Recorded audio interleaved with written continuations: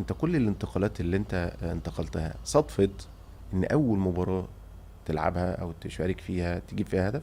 قبل كده حصلت قبل كده معاك؟ يعني انت اول مباراة قدام الزمالك جبت هدف، لكن قبل كده صدفت ان انت كنت لسه منتقل واول مباراة بتلعبها جبت هدف ولا لا؟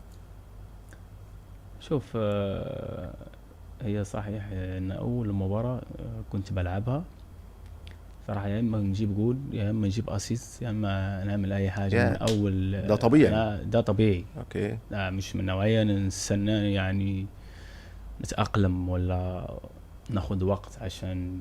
لا، هو الملعب. احنا ما شاء الله لعبنا كورة كتير، يعني مش نقوله كتير كتير، يعني عندنا شوية خبرة وكده. هي الخبرة دي في الماتشات يعني، وخصوصا لما في اي فريق اروح له بيجيني فيه ماتش صعب. اوكي. كنت رحت الهلال، عندي اول مباراة ضد النصر، يا عيني. ديربي، اه. جبت جول. اوكي. اول ماتش لما رحت الريان ضد العربي اللي هو ديربي، اعطيت اسيست. اوكي. واول ماتش ليا هنا مع الاهلي ضد الزمالك، اول ماتش دخلت جبت جول.